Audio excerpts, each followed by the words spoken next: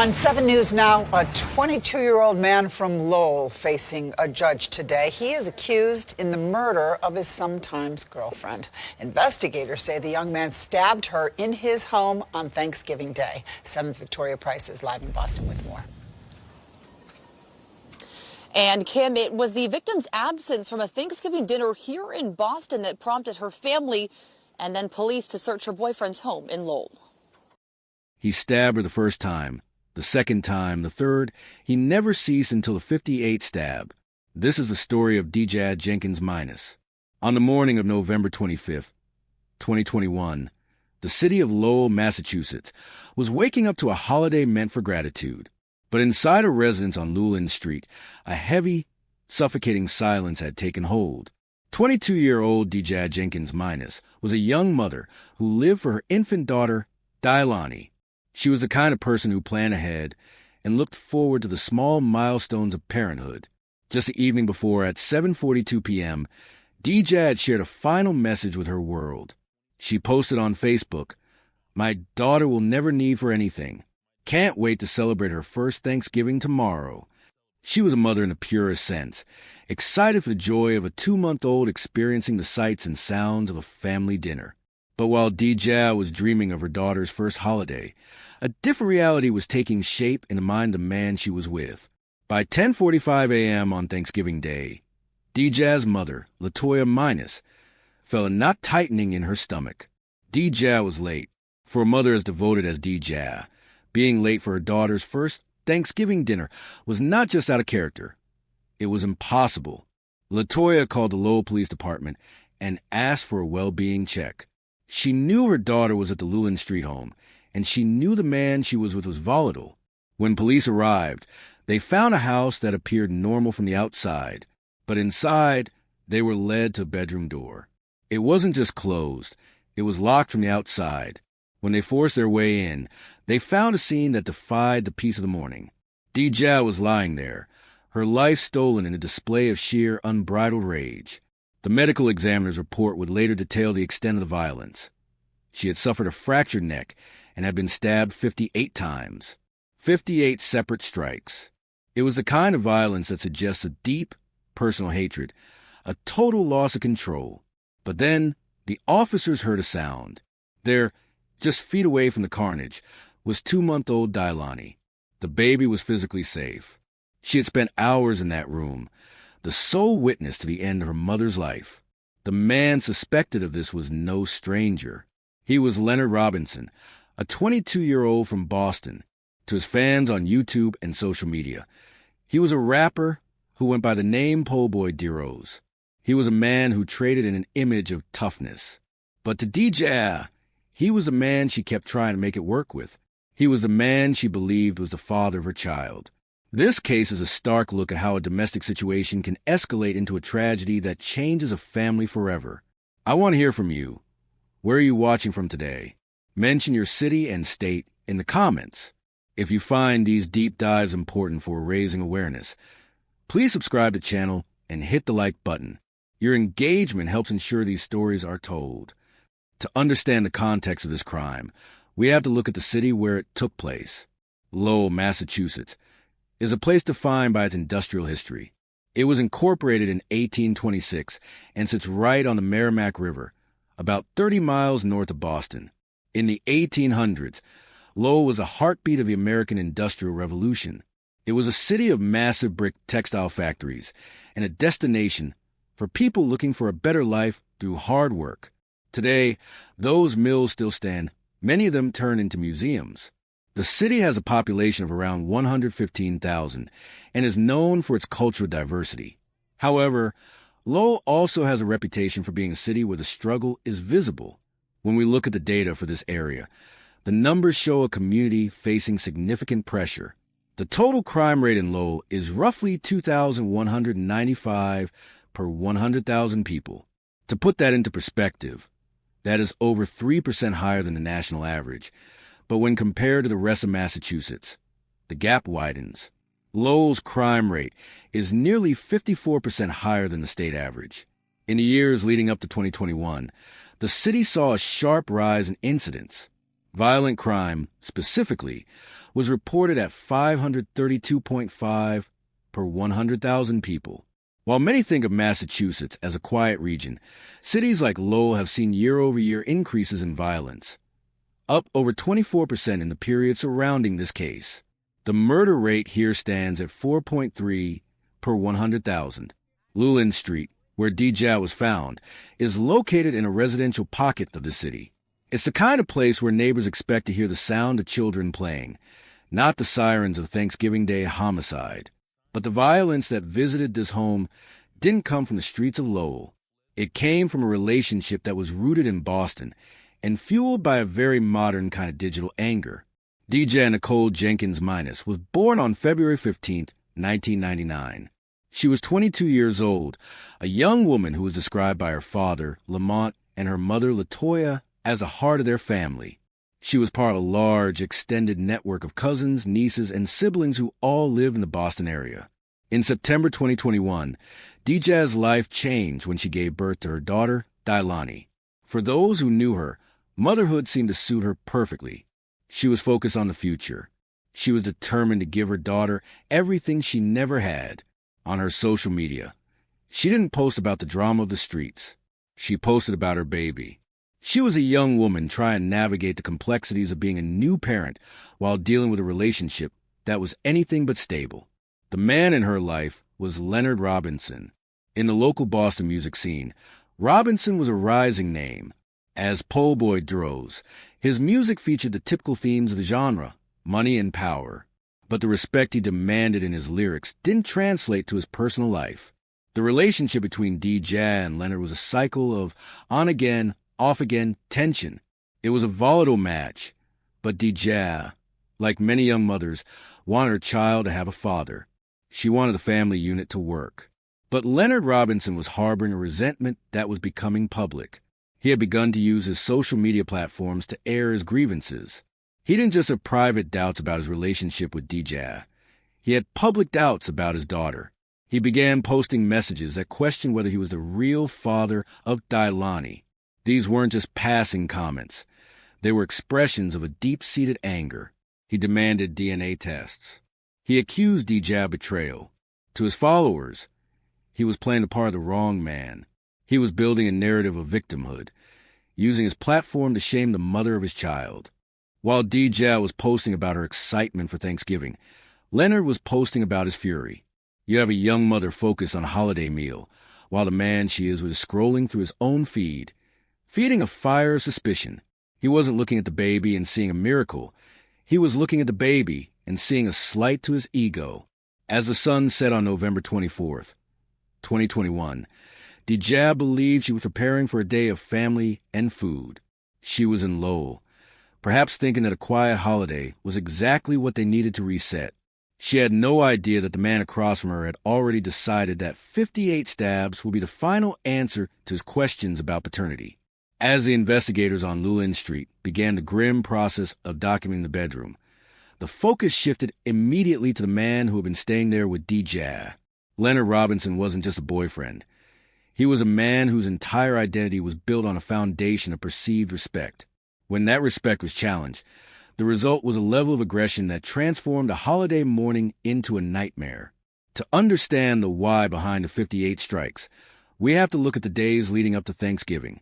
While DJ was focused on the physical needs of 2-month-old Dailani, Leonard was focused on a different kind of validation. He didn't just want to be a father. He wanted to be certain of his legacy. The real father narrative wasn't something that started in a quiet conversation. It started on a screen. Leonard used his social media accounts, the same accounts he used to promote his music, to broadcast his growing resentment. He didn't just question DJ in private. He attempted to humiliate her in front of his thousands of followers. He posted about his doubts. He demanded a DNA test, as if it were a trophy he was owed. He voiced a specific kind of anger, the kind that stems from a man feeling played. As we look at the evidence Leonard Robinson left behind on his own social media, it raises a difficult question. Do you think someone's online persona can accurately predict their capacity for violence? Have you ever seen a situation where social media drama turned into a real-life threat? Share your thoughts in the comments. And if you're finding this deep dive helpful, please hit the like button. It tells the algorithm that this story matters. In the true crime world, we often look for a single event that causes a person to lose their mind.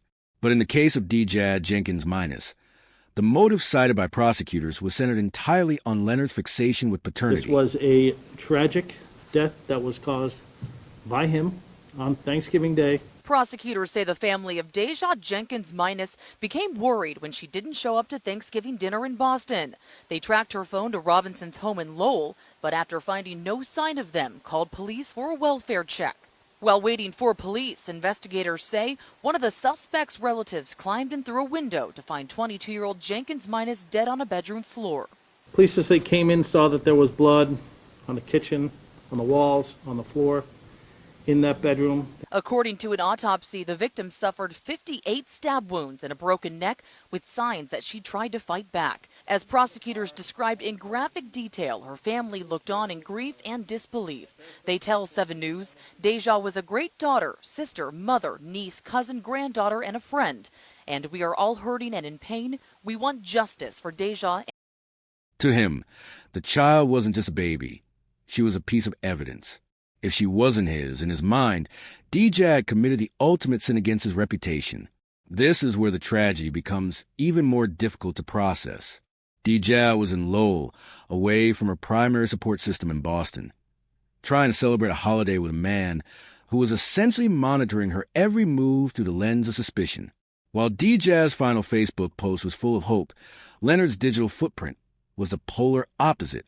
He was vocal about his rage. On the morning of November 25th, that digital anger finally manifested in the physical world. The fracture of DJ's neck and the sheer number of wounds tell a story of a man who didn't just want to end a life. He wanted to punish. He wanted to erase the person he believed had lied to him. And yet, amidst that frenzy, he left the infant untouched. It is one of the most jarring details of the case. A man capable of such extreme violence against a woman, yet leaving a 2-month-old baby in a room to sit in the aftermath. After the officers found DJ in that locked bedroom, the clock started ticking. Leonard Robinson was no longer a rising rapper. He was a fugitive, but he didn't go far. He headed back to the familiar streets of Boston, the city where his music career had started. Lowell police coordinated with Boston authorities, and by the end of Thanksgiving Day, while most families were just finishing their dessert, Leonard Robinson was in handcuffs. He was arrested in Boston and transported back to face the reality of what had happened on Llewellyn Street. During his arraignment, the details of his social media posts were brought into the light. Prosecutors didn't just have a crime scene. They had a motive written in Leonard's own words. They pointed to the posts where he doubted he was the father. They pointed to his demands for a DNA test. They showed a pattern of a volatile relationship where Leonard used his public platform as a weapon of intimidation. The court heard how the relationship was intermittent, a cycle of abuse and reconciliation. DJ had tried to leave, and she had tried to stay. She was a 22-year-old woman trying to manage a man with a pole boy Diros persona while raising a newborn. The defense had a nearly impossible task. How do you argue against 58 wounds? You can't claim self-defense when the victim has 58 wounds and a fractured neck. You can't claim it was a random act when the suspect has been posting about his specific anger toward the victim for days. As Leonard was held without bail, the focus turned back to the family he left behind. LaToya Minus, the mother who had the instinct to call for that well-being check, was now the person who had to explain to a 2-month-old girl why her mother was never coming home. The real father question, the very thing Leonard was so obsessed with, became a haunting irony.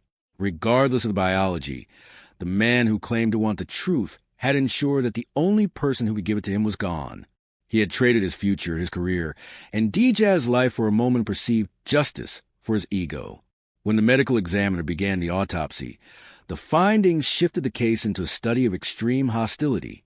In forensics, there is a term for what happened: overkill. Overkill occurs when the number of wounds inflicted far exceeds what is necessary to end a life. It is rarely a random act. Instead, it is almost always a sign of a deep personal connection between the victim and the attacker. It is a physical manifestation of a moment where the attacker isn't just trying to stop a person, but is trying to obliterate them. Jazz suffered 58 separate sharp force injuries. Each strike is a conscious movement. It is a choice made 58 times over. Combined with a fractured neck, the evidence painted a picture of a struggle that was both one-sided and relentless. The knife found at the scene became the focal point of the forensic team, a mundane household object turned into a tool of destruction. While Leonard Robinson sat in a cell, the forensic evidence was speaking for Jazz.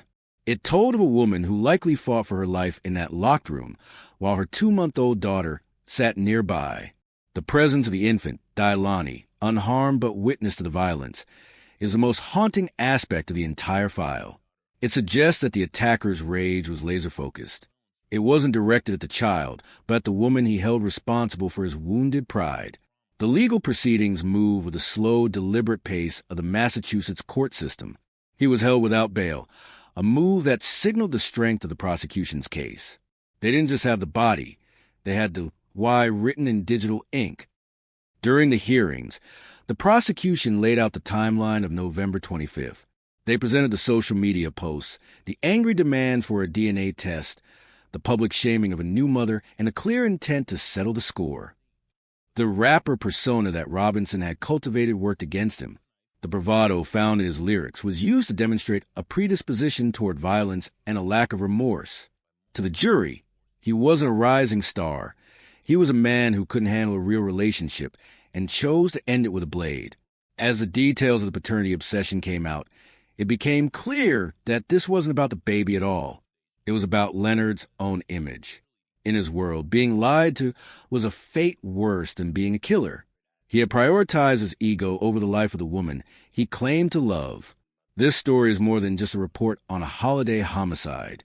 It is a window into a specific kind of danger that often hides in plain sight.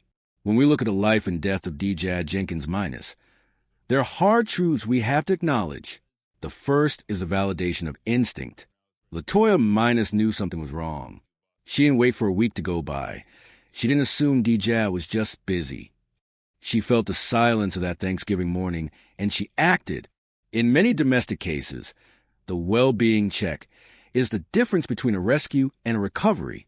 In this case, it was too late for Jazz, but it ensured that baby Dailani was brought to safety. The second lesson involves the digital warning.